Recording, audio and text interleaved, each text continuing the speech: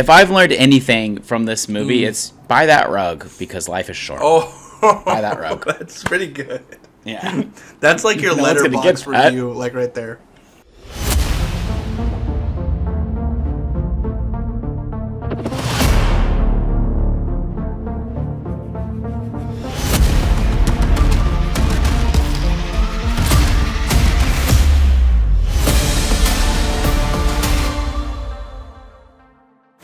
Welcome back to the Clean Slate Video Club. We are watching coming-of-age films. This one is kind of a different vibe than the last one we did, mid-90s. This is Aftersun, about a father and daughter on vacation, but Daniel will explain a little bit more of that with the log line. And yeah, this is another A24 coming-of-age film. Yep. All right. So Sophie reflects on shared joy. I'm just kidding. I forgot to introduce that this is a log line. It is something like that. It's something like that. It's like Chloe is reflecting back on her childhood. But I was reading it. I just and doesn't remember anything. Okay, guys, here is the log line. Sophie reflects on the shared joy and private melancholy of a holiday she took with her father 20 years earlier. Memories, real and imagined, fill the gaps between as she tries to reconcile the father she knew with the man she didn't. Whoa. Ooh. Yeah, I feel like that log line actually is essential reading before watching the movie. I did read it, and I was... I loved this movie. I don't think Daniel quite enjoyed it, but we can get into that. But let's start with, talking about the performances. What did you think about Paul Mescal and Frankie Corrillo, kind of our two leads here? I think she is very, very cute. She is the classic kind of... It kind of gave me similar vibes to Stevie from mid-90s. Like, she's very innocent, but then she also kind of finds her group herself. Like, once she kind of, of grown adults, basically. It's crazy. I was like, if I was her dad, I'd be freaking out. But anyways. But, I don't know. To be honest, like, she's my favorite in this, and Paul Mescal is okay. You didn't like his performance? Or you didn't like his character? Maybe it's his character. I don't know about the performance. Okay. He's fine. I like Paul Mescal, but... Okay. Yeah. You just like him when he's shirtless, usually. Usually. So there was a couple scenes in here where I was like, finally, Paul, the real Paul. Some ass. I'm going to say, he looks super average in this movie. It made me feel good about myself, I'm not going to lie. I was like, oh, finally. He did. Some representation of what I'm going to look like at 40. Yeah, what? right. No, I'll look so many more wrinkles. 30s. Yeah, he's like turning 31 in the movie, I think. Yeah. Yeah, I actually really liked both performances. I think she is kind of doing a lot more work than Paul is, to be honest. Mm-hmm. But she does a good job of like playing like the innocent kid, but also being like mischievous and like fun. And even like hints of her like exploring what it means to grow up and like kind of learning about the reality of life. Mm-hmm. Which we all do eventually start to learn that. Some people learn it in their late 20s. And then Paul Mescal, I think his performance is good. He kind of does a little bit less in this, but I think that's by design. He has a more subtle, kind of like restrained performance, I guess. Yeah. And you can see like with his daughter, and this could be the script too, but with his daughter, he's like trying to like portray a certain version of himself. But then when he's alone, he's not always that person. There's something beneath the surface that we don't fully know and that the daughter doesn't fully know, which I think is by design, and it works for me. It might not work for everyone though. And it's not like his craziest best performance or anything either. Right. I don't know. It felt like an actual father and daughter though. So that's one thing that I had going for them too. Yeah. So I think for for acting performances, I'm giving it a 3 because I do like her, and I think she plays a really easy, fun kid who's just on vacation with her daughter or her dad, kind of gets embarrassed of him and stuff like that. And then there are a couple of moments there where she like kind of gets hit with like, Dad, what are you like? Okay, whatever, Dad. Yeah, what's wrong with you? Yeah, and I think she plays it really well. With him, I'm just not impressed, so I'm gonna give it a 3. I'm gonna give it a 4. I'm gonna be lifting our overall average on this one, but I don't know. I think they pulled it off, but yeah, I don't know. I think the chemistry just felt real to me too. It didn't feel like, I don't know. Sometimes you can tell it's an actor just hanging out with a kid, but in this case, it felt like this could be a father hanging out with his daughter. I actually didn't get that. I got the exact. Well, I know you didn't. I know you didn't. Anyway, all right. So next, what are we talking about? Because I accidentally exited out of story. Yeah, let's talk about like the overall story of this. Like I kind of said earlier, like without the log line, I think I would be a tiny bit lost. Mainly because they don't really explain like the adult version of her very well. Like if you don't have subtitles on, you won't know it's the adult her right away. Yeah, I mean, I think they did a pretty good you could assume job you at could the assume, I guess. end, the match kind of like the very end. Yeah, that's a great edit too. We switch between like old her and young. Anyways, you have to watch it to see that. Don't want to give too much away, but yeah, I think I liked the story once I figured out what the story was. And I could be wrong, but I think it's really about, you know, potentially losing a parent in a horrible way. We don't really know all the details, which is fine as well, because you can see that she doesn't know all the details about like her father, what's going on with him, clearly suffering from some sort of mental health issues, maybe like depression is probably a good guess. Right. Hence why he has all the meditation books and stuff like that. And he's like doing Tai Chi and all that. And there's something about him like worrying about his age as well that seems to be throughout the film. Like he states like, oh, I didn't think I'd make it to this age, just a random stranger. And then weird about his birthday in general, actually. Kind of oddball about it. So yeah, I think I like the story. It kind of has like a mystery to it. I don't want to give away what I think is going on fully, but I don't know. What did you think? Was it too opaque for you? Yeah, I mean, I would say that there are a couple of moments where I didn't even know if it was depression or not. Like, I literally had to look it up. I was like, what is happening? Because I was thinking it was like an illness, or there was some predatory... Like cancer or something. Yeah, or like predatorial, like, you know, he's trying to seduce her in some ways, and that there's going to be like a sexual aspect to it. I mean, that's just how it played. It was weird the way he acted with her. I will say, every movie we watch now, because we've watched so many like horrible things happen in movies, my brain immediately goes to the worst case scenario. Yeah. So like with the dad, with Paul, I was like, oh, something bad's gonna happen with him. And then at one point when she's hanging out with those older kids, I was like, oh, they're gonna take her into a room and like beat her up or do something crazy. Like, yeah, and same thing with like when we watched mid-90s, I was like, this kid's gonna kill another kid. And like, it was just one of those things like, where I was like, wrong with depression seems, I mean, it's not for people who actually deal with it, but like it seemed so low. What a dumb thing to deal with. It seemed so low on my radar that I was like, what? It's depression? Like, oh my gosh, this guy is sad? Okay. So, I don't know. Because there's this one moment he plays and he's like, oh, my head. Oh. And then, like, that's like a big moment. So, I don't know. It seemed like... something's wrong with Homeboy. Yeah, I just don't think we know what it is. But depression, it could be depression does not seem accurate to the way that he was acting.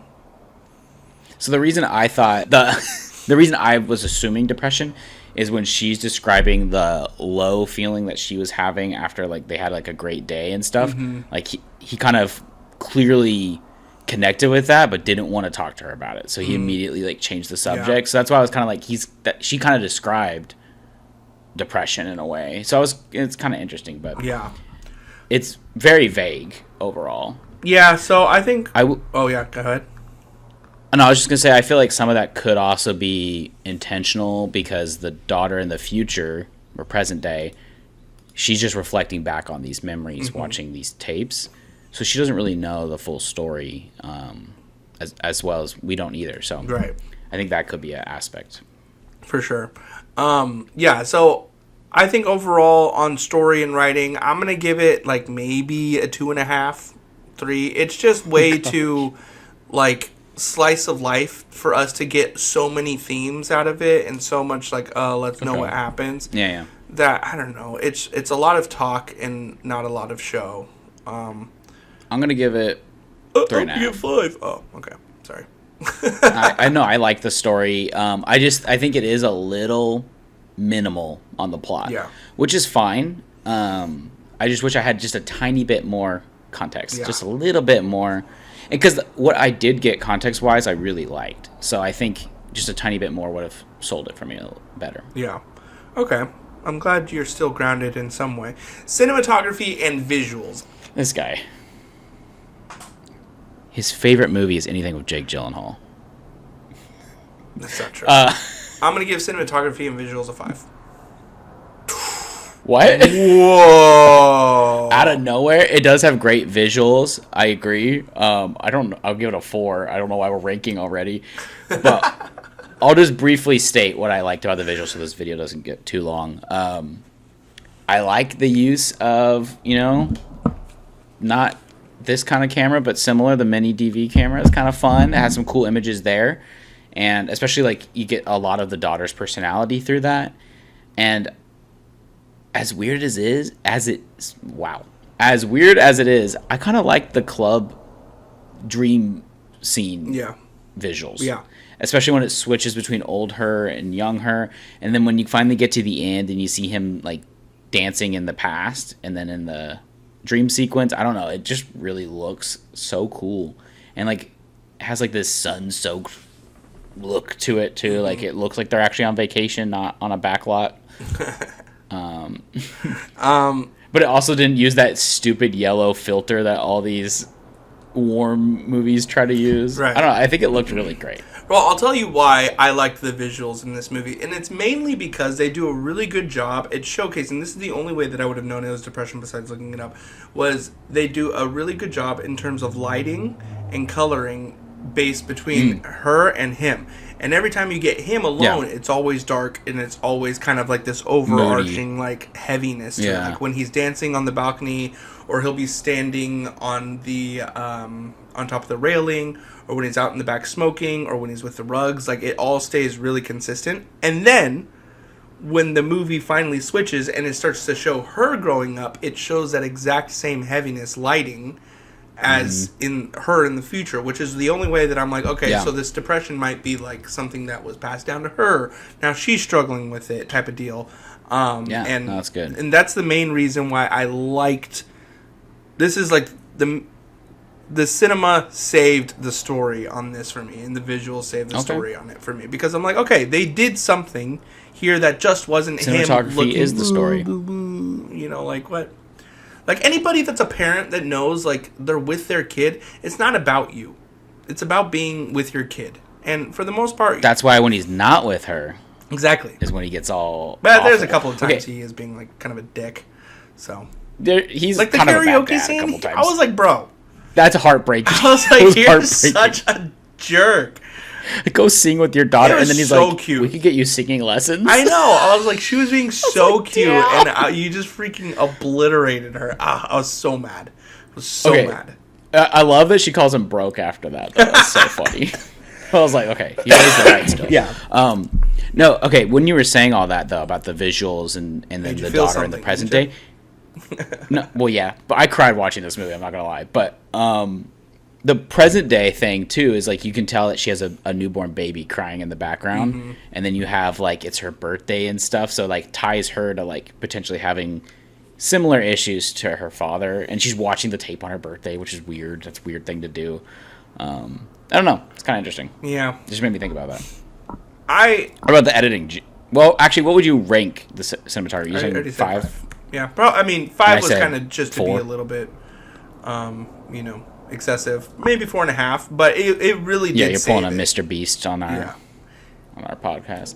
What about the editing? Did you like the editing? I like the match frames between the club scenes and different things like that. Yeah, it's awesome. Some of the cool, like one of the last scenes where they like switch from the camcorder to her in the bedroom to now him walking back.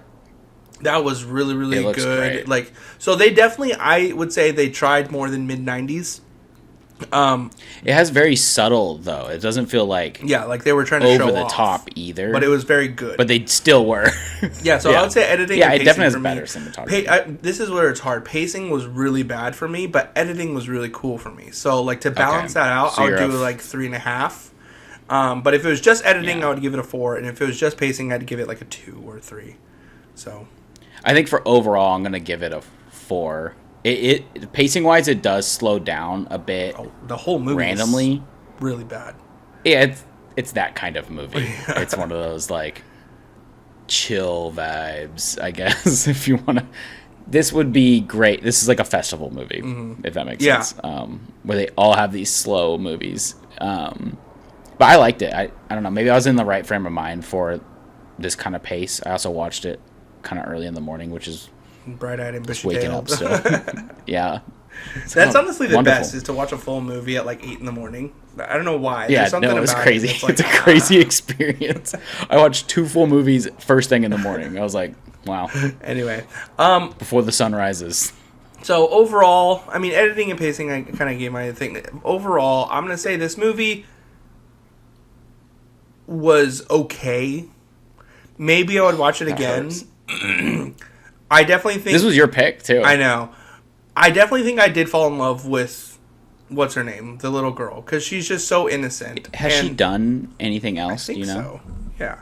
Yeah. She's good. I actually think she's a really fantastic actress. Yeah. So I fell in love with her, but Paul Mescal, I don't know if it was because of writing or if it was because of acting. Part of me wants to say writing, that I just didn't care about his character at all. She actually hasn't been in that much. She's in a horror film that just came out 2024. We should watch it. It looks horrifying. It's a short. It's a short? Never mind. Or unless you're talking about Bagman. We could do a Bagman. short. I was talking about Bagman. Okay. Oh my god. That looks creepy. Anyways, overall for me, I loved this movie. I don't know. Maybe I watched it at the right time for me, but I don't know. I thought the story was heartbreaking a little. It was kind of sad, and I don't know. It worked for me. I will say I get why it's not for everyone though. Like, it is perhaps a little boring, a little slow, and it doesn't have it for sure doesn't really have a story. It's very abstract.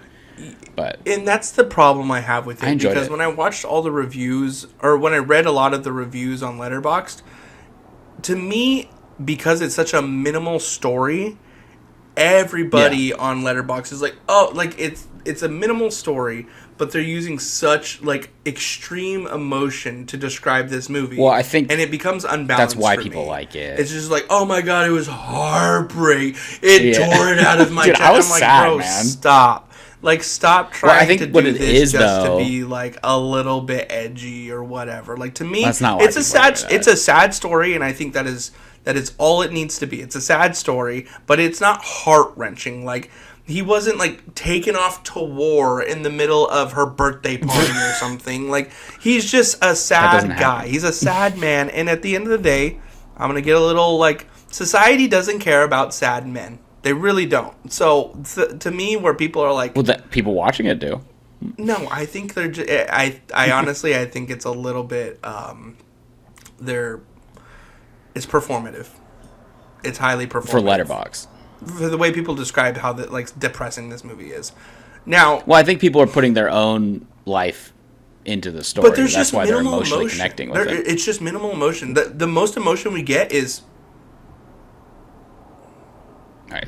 Daniel hated this movie. It's heart-wrenching. I enjoyed it, but I'm being performative because I liked it. No, people's reviews are so excessive. Go read it on Letterboxd, and if you agree with me, let me know. And if you are performative, comment like down below Carson, who's right. Yeah, let us know. That's a better cold open than what we had. No, that's crazy. This movie's so performative. Anyway, yeah. Overall, I'm giving this movie a 2.5. It doesn't really feel like too much of a coming of age. Because the jump for me is from her being, 9 to in her late 20s, early 30s, I would imagine. Yeah, but we don't see much of her. Well, I guess it doesn't matter if it's... I don't like, what know age how does you she come define into? Coming of age. Yeah. I like the movie. I think you guys should watch it. But you have to be in the right mood for it, for sure. Mm-hmm. I'm going to give it a 4 out of 5 overall. As to be expected. Did we expect anything else? That is going to be Aftersun. You know, I really do like this segment. Coming of age films are really, really good and really fun for me. So we should do some more coming of age films. There's a couple of them that I... What are some recs? Well, that's what we need, some recs. Yeah, let us know. There's that one I wanted to watch. What is it that... what was the other one? My Old Ass? Yeah, My Old Ass. I wanted to see it. It's more science fiction than... Oh, never mind. I mean, you know the premise, right? Not at all. It's like straight up time travel, basically. Oh my god. Oh. It's like drugs and like. And like, does she go back in time for her? So anyway, we're getting off topic, guys. Yeah, we want to watch more though. coming of age films. We might do some more in the future because we like this. It's fun to it makes you look within, and I think that's what's fun. So guys, we're gonna go talk about Carson's sadness because I think he's sad. I'm gonna go kill myself. Stop. I'm gonna go jump off this balcony right You just after this episode, Carson's gonna be standing on his balcony. I'm just gonna do an edit of Daniel. Bye. And I'm gonna go smoke and shoot myself. Anyway, guys. Peace. We will see you next week. We're gonna be doing Real versus Real after that movie of the month. Guys, let us know what movies you want us to see and watch and review. If it's a movie. Can we announce what we're doing for Real versus Real?